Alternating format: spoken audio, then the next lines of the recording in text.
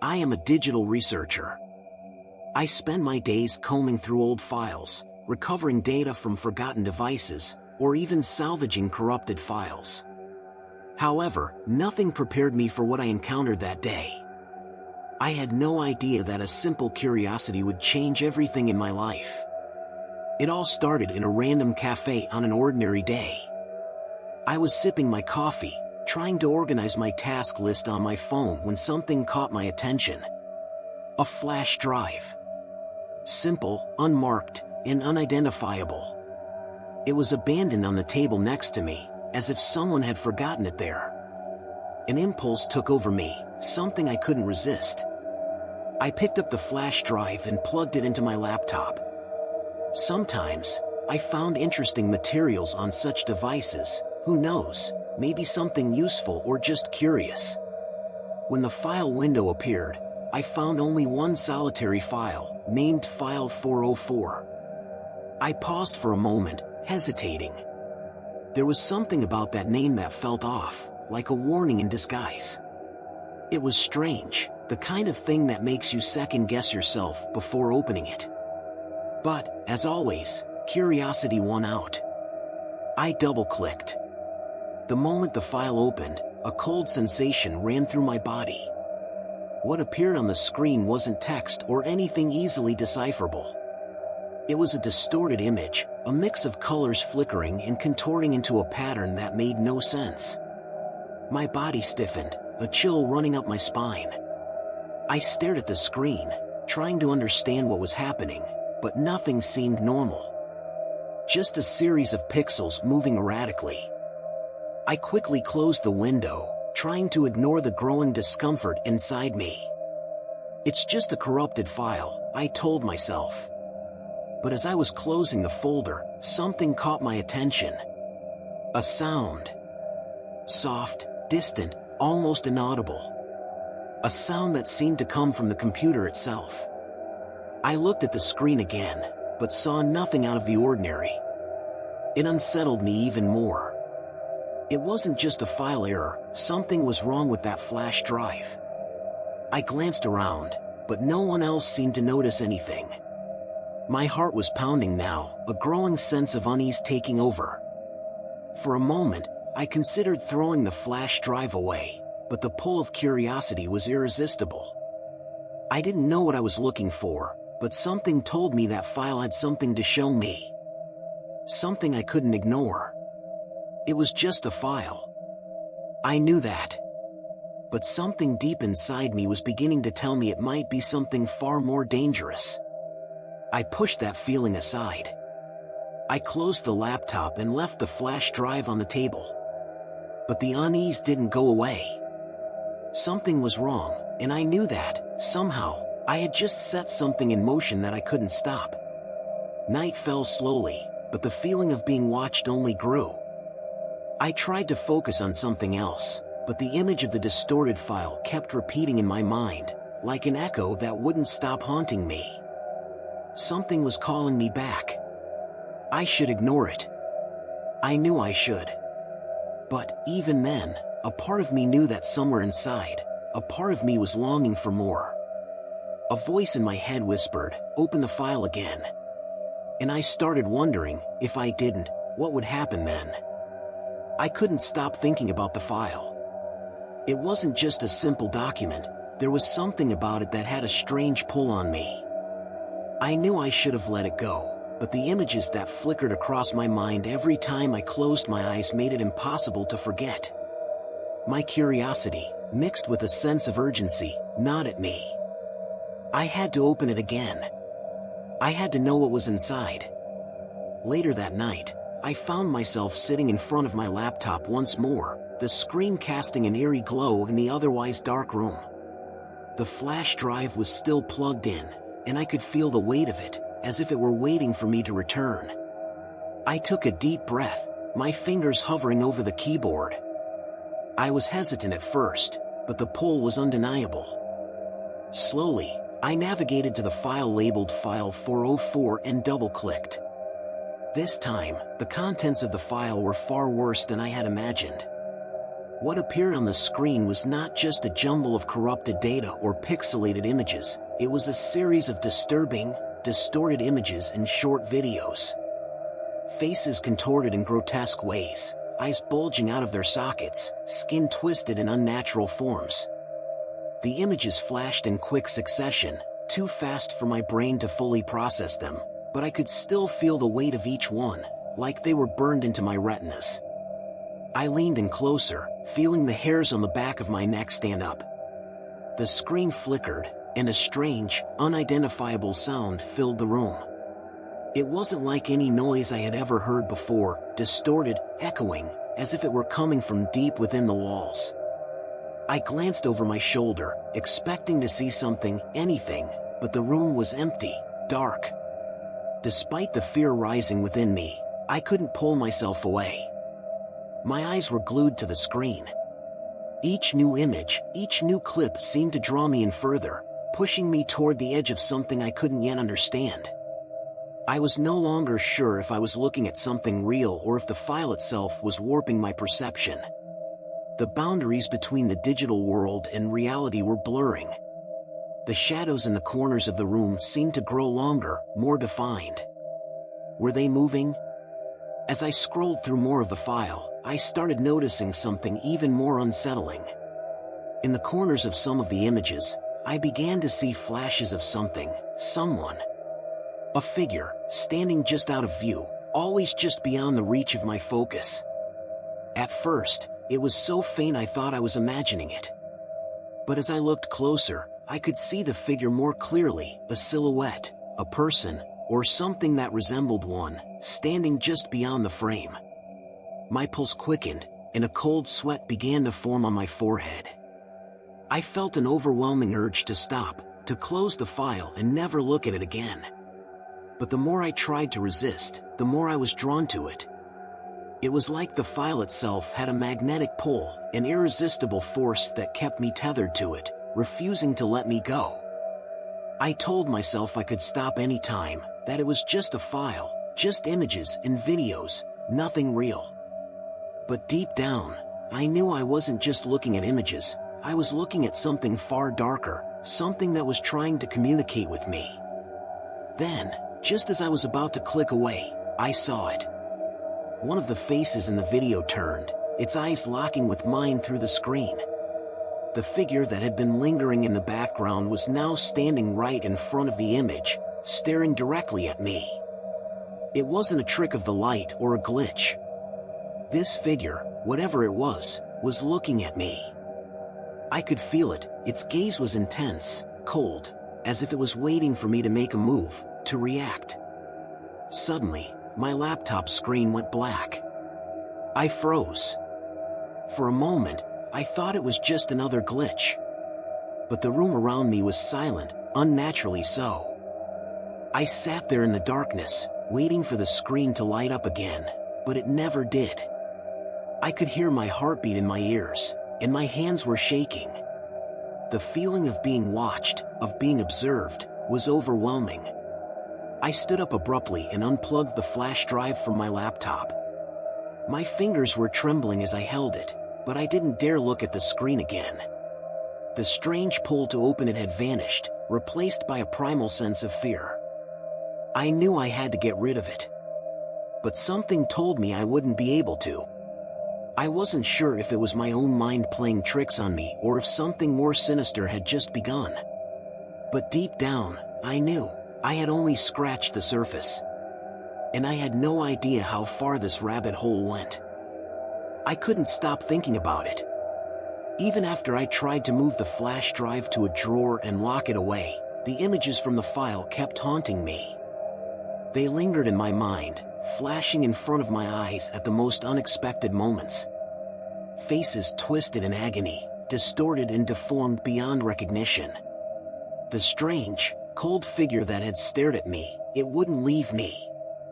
Every time I closed my eyes, I saw it again, closer this time, as though it were standing just behind me, watching.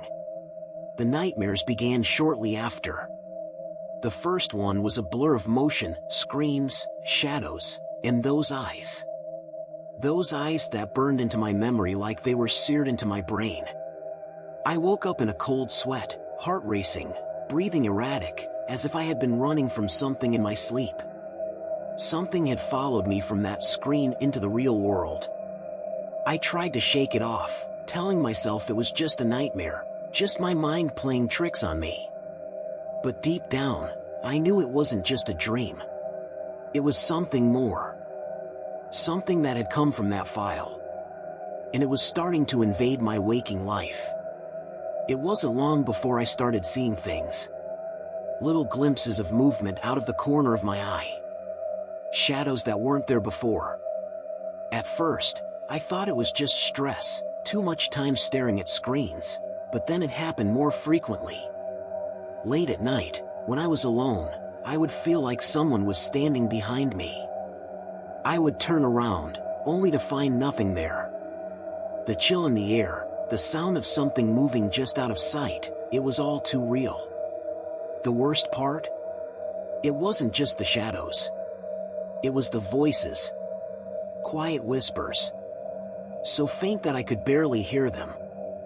I'd strain my ears, trying to understand what they were saying, but no matter how hard I tried, I couldn't make out the words. They came from everywhere and nowhere, swirling around me like a dark fog, filling my head until I felt like I was drowning in it. The whispers grew louder, more urgent, like they were calling me. But I couldn't answer. I didn't want to answer. Still, the pull of the file was too strong. The urge to open it again was unbearable. Every time I tried to focus on something else, to block out the whispers and shadows, the thought of the file would creep back into my mind. I couldn't resist it. It was as if the file itself was calling to me, as if it had a power over me that I couldn't fight. So, against my better judgment, I opened the laptop again. The flash drive sat there on my desk, as though waiting for me.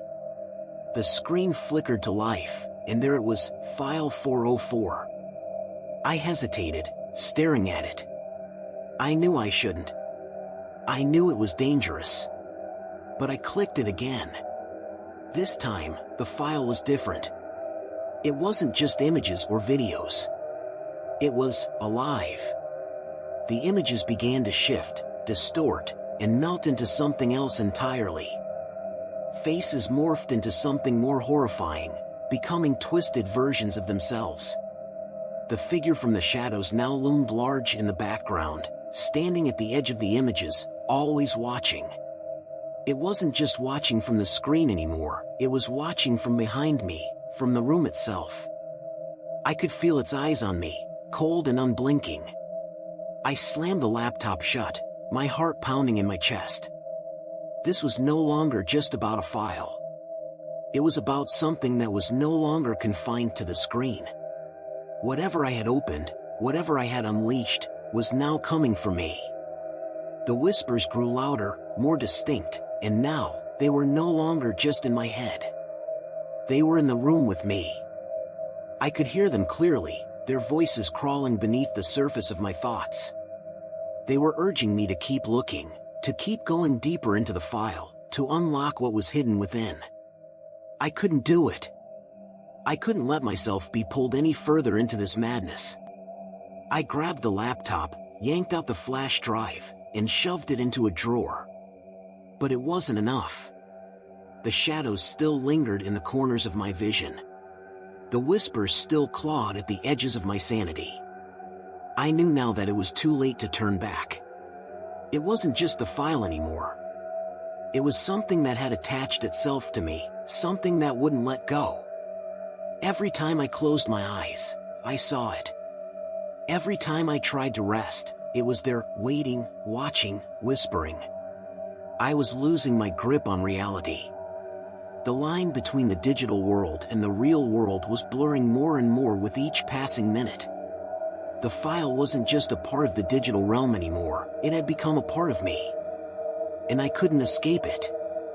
I wasn't sure how much longer I could hold on. The deeper I went, the harder it became to tell what was real and what wasn't. But one thing was clear, the file was not done with me. It had only just begun. It's funny how quickly the mind can break when pushed to its limits. At first, I thought I could outrun it, that I could lock the file away and simply forget. But it's never that simple, is it? The more I tried to resist, the more the file seemed to take root in my mind. It wasn't just a curiosity anymore, it was an obsession. It started with small things. I'd hear the whispers in the silence of my room, the same ones that had plagued me the night I first opened the file. At first, I told myself I was just imagining it. After all, stress does strange things to a person's perception. But then the shadows grew more persistent. They weren't just moving in the corner of my vision anymore, they were moving across the walls, creeping closer. Every time I turned around, they seemed to vanish, but I could still feel them there, just out of sight. Sleep became impossible. My body felt tired, my eyes heavy, but every time I tried to close them, I was met with vivid, relentless visions of the file, those faces, those distorted shapes, the dark figure standing just beyond the edge of my awareness. I tried to stay awake, to distract myself, but it didn't help. The more I resisted, the more it clawed at me, pulling me back into the abyss. I tried to avoid the file. I tried to convince myself that it was just some strange glitch, that it was nothing more than corrupted data. But my thoughts kept drifting back to it. Every time I picked up my laptop, I could feel its presence, like a weight pressing down on me. The flash drive sat in the drawer, but it was no longer hidden from me. It was there, waiting, mocking me. And then, one night, I couldn't take it anymore. I was sitting at my desk, hands trembling as I stared at the drawer where the flash drive was hidden. My mind was spinning, my thoughts were a chaotic blur. The whispers were louder now, more insistent, as if they were calling to me from the shadows, beckoning me to open the file again. The darkness in my room felt oppressive, like it was closing in on me, and the only way to escape was to give in, to open the file and see what it wanted from me. I stood up, my legs unsteady, and opened the drawer. The flash drive was there, exactly where I had left it, as if waiting for me. I held it in my hand for a moment, staring at it. There was no turning back now. I knew that. But I couldn't stop myself. I plugged the flash drive back into my laptop. The file opened almost immediately, as if it knew I was coming. This time, there was no hesitation. I couldn't look away. The images weren't just distorted faces anymore, they were more real, more tangible. I could almost feel them, their grotesque expressions, their twisted forms reaching out from the screen. The figure that had been lurking in the background was now front and center, its cold eyes fixed on me. I could feel its gaze like a physical weight, pressing against my chest. It wasn't just watching anymore, it was waiting. And then, something happened that made my blood run cold. The figure on the screen reached out. Its hand moved, as if it was trying to touch me. I gasped, recoiling from the screen, but I couldn't pull away. It was as though the file had a hold on me, like it was pulling me into it. I felt my heart pounding, my breath quickening, but I couldn't break free. It was as if the boundaries between me and the digital world had disappeared, and I was no longer just looking at the file, I was part of it. The hand on the screen reached closer. I could feel a chill spreading through the room, and suddenly, the temperature dropped. My breath became visible in the air, swirling in front of me like a fog. The figure's eyes locked onto mine, and in that moment, I knew. It wasn't just a file anymore, it was alive. And it wanted something from me. I slammed the laptop shut, but the sensation didn't fade. I could still feel the coldness, the oppressive weight of the figure's presence. The whispers didn't stop, they only grew louder, more frantic. They were inside my head now, clawing at my thoughts, urging me to go deeper, to unlock what was hidden in the file. I couldn't ignore it anymore. I couldn't fight it.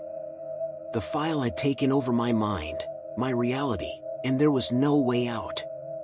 The figure had made it clear that it wasn't just some digital creation, it was something far more sinister, something that had crossed over from the digital realm into my world.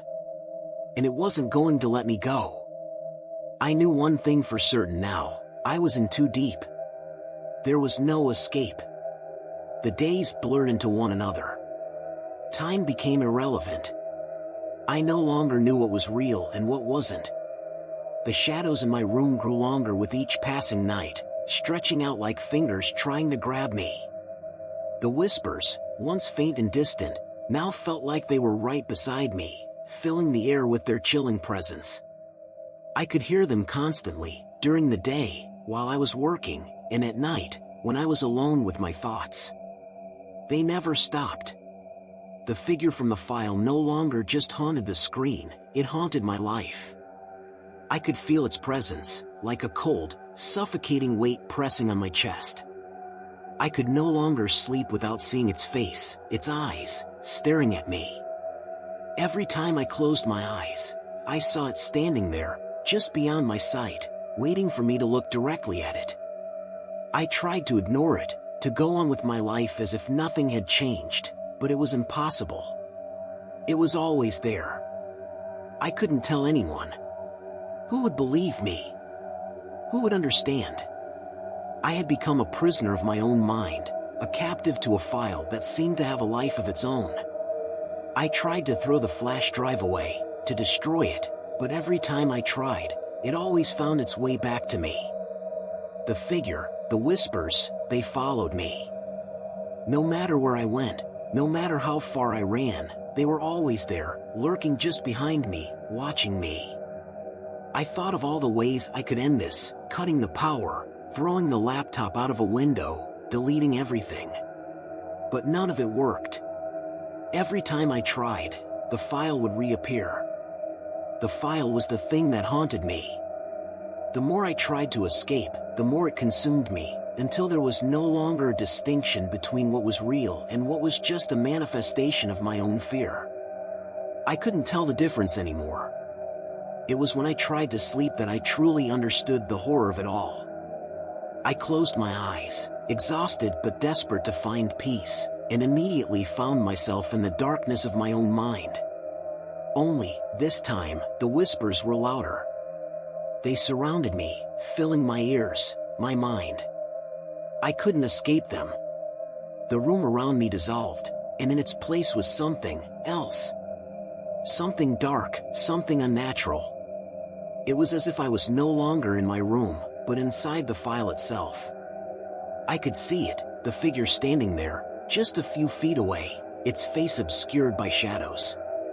Its cold eyes were fixed on me, but this time, there was no longer any distance between us. It was no longer on a screen, it was here, in the room with me. I tried to scream, but no sound escaped my throat. The air was thick with terror, and my heart hammered in my chest. My body felt heavy, as though I were trapped in a nightmare with no way out. I reached for the laptop that wasn't there, hoping for some escape, but it was no use. The figure took a step forward. "I can see you," the voice whispered, its tone so chilling that it made my blood run cold. "I can feel your fear." I tried to move, but I was paralyzed. The figure loomed closer, its face finally coming into view. I wanted to look away, but I couldn't. There was something hypnotic about it, something that drew me in despite the overwhelming urge to flee. Its mouth opened, revealing sharp, jagged teeth, and it smiled, an expression that didn't belong to anything human. It wasn't just watching anymore. It was feeding on my fear. With each breath, I felt it grow stronger, more powerful. The walls around me began to bend, twisting in unnatural shapes, as though the world itself was warping under the weight of the file's presence. It wasn't just the figure, it was everything. The air, the room, the very reality I had once known, all of it was being consumed. I could feel myself being dragged into it, pulled deeper into the darkness, into the file's grasp. The line between the digital world and my own was dissolving, and I was powerless to stop it. The whispers grew louder, filling my head with their insistent call. "You cannot escape," they hissed. "You are mine now." I woke up gasping for air, drenched in sweat, my heart racing in my chest. It had been another nightmare, but I could still feel the coldness. I could still feel the figure's eyes on me, even though I was awake. I looked around the room, but it was empty. The walls were still, the shadows no longer moving. It was just another nightmare, I told myself. Another hallucination. But deep down, I knew the truth. I couldn't escape it. No matter how hard I tried, I was trapped. The file had come for me, and now there was no way out. I couldn't fight it anymore. I had become part of the file, and there was no turning back. I thought I could escape, but escape wasn't an option. No matter where I went, no matter what I did, the file had followed me. I could feel it now, always hovering on the edges of my mind, like a constant, nagging presence. I tried to do the things I used to enjoy, working, reading, even talking to friends, but it was all a blur. The file consumed everything, seeping into the corners of my life until there was nothing left but the oppressive weight of its influence. The figure, those whispers, they were becoming part of my daily reality. I couldn't even escape them in my dreams anymore. Every time I closed my eyes, I found myself back in that dark, oppressive place where the file had first come to life. It wasn't just the file anymore, though. It had grown. It had taken over. It was no longer confined to a digital space. It had bled into my reality, infecting everything it touched. The shadows grew darker, more solid, and the whispers louder, more insistent. It was as if the world itself had been rewritten in the image of the file, a place where fear and dread reigned. I knew that I couldn't keep running. I couldn't keep pretending that it was just some bad dream. The file had become too powerful, too real. The only thing I could do now was face it head-on, confront whatever horrors it had in store for me. I had to understand what it wanted, what it was trying to do. But that's when I made the mistake. I opened it again. I told myself I wasn't going to, that I was done with it, that I had to break free. But in the back of my mind, I knew I had no choice. The file was too powerful. It had already consumed my thoughts, my life. It was only a matter of time before it consumed everything else. So, I opened the laptop, and I plugged the flash drive back in. This time, the screen didn't flicker. There was no hesitation. The file opened instantly, as if it had been waiting for me, beckoning me closer. But when the images appeared, they were different. They weren't just distorted faces or eerie shadows. They were more detailed, more real. I could see the figures clearly now, as though they were standing right in front of me. Their twisted, contorted forms, their mouths hanging open in screams of agony. The figure I had seen before, the one that haunted me, was now standing at the forefront. Its eyes locked onto mine, cold and empty, as though it were staring into my very soul. I wanted to look away. I tried, but I couldn't. The images were alive now, moving, shifting with unnatural fluidity. The figures seemed to reach out toward me, as if they were trying to touch me, to pull me into the file itself. I could feel their cold fingers brushing against my skin, even though they were still on the screen. The room grew darker. The air felt thick, heavy, as if the file was pulling the very light from the room. I could hear the whispers again, louder this time, more frantic. They were all around me, inside my mind, urging me to go deeper. "You must understand," they whispered. "You must see the truth." And so, I clicked on the next file. The screen changed, revealing new images, more faces, more figures, all contorted in pain. But now, I saw something new. The shadows, the ones that had been creeping around the edges of my vision for weeks, were now alive. They were moving, shifting, as if they were becoming real. They were coming toward me. I could feel them in the room, brushing against me, their cold tendrils curling around my arms, my legs. The figure on the screen stepped forward, its presence overwhelming, its eyes burning into mine. I couldn't breathe. My heart pounded, but it felt as though it were beating in time with the file. The boundary between me and the screen, between reality and the file, was disintegrating. I was no longer just watching the file, I was inside it, a part of it. The room around me seemed to warp and twist as though the file itself was rewriting reality, merging the digital world with mine. I could see it now, the truth, or at least a version of it. The file wasn't just a random collection of corrupted data. It was a doorway. A doorway to another world, a place where the boundaries of time and space had no meaning. A place where the shadows lived, where figures like the one that had been haunting me existed, twisted and distorted by the very fabric of the file. And that's when I realized what it wanted. It wasn't just my fear, though it had been feeding on that, too. It wanted me. It wanted to consume me, to pull me into this world where it ruled, where the boundaries between digital and real no longer existed. The screen seemed to crackle with energy, and then, in an instant, everything went dark. I was no longer in my room. I was in the place from the file, dark, twisted, and cold. The whispers were deafening now, echoing in my ears, filling my head until I thought I would go mad. The figure was there, standing before me, its eyes empty, hollow. I understood then. I had crossed the point of no return. The file had taken me, body and soul, and there was no escaping its grasp. I was no longer a part of the real world. I was trapped inside the file, forever lost in the darkness that it had created. And now, the whispers weren't just in my head. They were all around me. You belong here now. You will never leave. It's strange how quickly a person can lose their sense of self.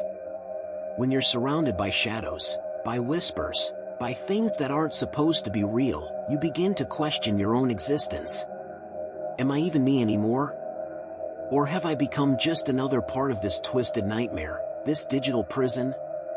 I used to think I understood the world, the rules of reality, the boundaries that kept me grounded. But now, in this place, everything was unraveling. The file had consumed me, yes, but it was also consuming everything around me. The walls, the ones that were supposed to keep me safe, were melting. They weren't real. The floor beneath my feet felt like it was breathing, as if it, too, had a life of its own, a will to trap me here, in this place that wasn't truly a place at all. The darkness bled into everything. It wasn't just around me. It was in me. I couldn't tell what was real anymore. The figure that had once haunted the screen now stood before me, towering, its presence suffocating. Its face, if you could call it a face, twisted, like it was constantly shifting, trying to find a form that would terrify me most. Its eyes were still cold and hollow, but now they felt personal. As if they had always known me, as if they had been watching me long before I ever found the file. You can't hide anymore, it whispered, its voice scraping against my mind like nails on a chalkboard. The words didn't make sense. How could I hide from something that was inside my mind, inside my soul? The longer I stood there, the more the darkness wrapped around me, pulling me deeper. I could feel it reaching inside me, tearing at the fabric of who I was. But then, there was something else. Another presence. At first, it was subtle, a whisper, a shadow flickering in the corner of my vision. But as I turned, I saw it, a figure standing at the far edge of this warped reality. It was a man, or at least, he looked human. His eyes were wide with terror, his face pale and gaunt. His clothes were torn, like he had been through some kind of hell. But what struck me the most were his hands. They were empty. There were no fingers, no nails. Just smooth, pale skin where they should have been. He didn't speak. He didn't move. But I knew. Somehow, I knew he was me. He was what I would become if I stayed in this place too long. A shadow of my former self, hollowed out and consumed by the very file that now trapped me. And in that moment, I understood. The file didn't just trap you in its world, it consumed everything you had been, everything you were, and turned you into something else. Something that no longer existed outside of it. The figure stepped forward, its hands outstretched, as if it was going to reach inside me and pull me into its void. I backed away, but there was nowhere to go. The walls pressed in, the floor pulsed beneath me, and I felt myself being drawn closer to it, to the figure that had been waiting for me. "You belong here," it hissed, its voice full of malice. "You always have." I tried to scream, but the sound was swallowed by the darkness. I could feel my body starting to dissolve, to break apart. My thoughts became fragmented, slipping away from me like sand through my fingers. And then, the whispers returned. But they weren't just in my head anymore. They were coming from everywhere. "Join us," they chanted. "Become one with us. You can never leave." I didn't want to listen. I didn't want to give in. But my body wasn't mine anymore. My thoughts weren't mine. I was becoming part of it, part of the file, part of this nightmare that had taken over everything. The last thing I saw was the figure's face, its eyes locked onto mine, and then everything went black. When I woke, I wasn't in my room. I wasn't anywhere I had ever known. The file had claimed me. The world I once knew had crumbled away, replaced by this endless darkness. The whispers were louder now. There was no escape, no turning back. I had become one of them, just another lost soul in the void. And in this place, there was only one thing left for me to do: wait. Wait until the next person came along, until the next victim found the file. Then, I would watch as they, too, were consumed. And the cycle would repeat. Forever. I can hear the whispers again. It's all I've known for what feels like eternity now. The darkness presses in around me, a suffocating weight that feels like it could crush me at any moment, yet I am still here. Still aware, still trapped. The figure is gone, but it never really leaves. The faces, those twisted, contorted faces, continue to stare at me from the edges of my vision, their mouths agape, eternally frozen in their final moments of agony. Their eyes, dark and empty, follow me as I move through this place. Through this world that isn't a world, but rather an endless void that has swallowed everything whole. It is a place where time has no meaning, where I cannot tell how long I have been here. Days? Weeks? Centuries? All that matters is the file. I remember it now, the moment I first opened it, the moment I fell into its grip. I thought it was just a file. Just some corrupted data. But it was never just that. It was a doorway, a gateway to something beyond comprehension. I was foolish to think I could control it, that I could resist its power. I was foolish to think I could understand it. Now, I am part of it. The room I was once in is gone. The life I once knew is gone. All that remains is the file and its endless cycle, feeding on fear, pulling in new souls, consuming them one by one. I feel it now, the pull of the next victim, the next person who will stumble upon the flash drive, who will unknowingly open the file and fall into its grasp. I see them, sometimes, in the distance. The others, people like me, people who were once alive, who were once whole. Now they are just shadows, drifting through this place, waiting for the next to arrive.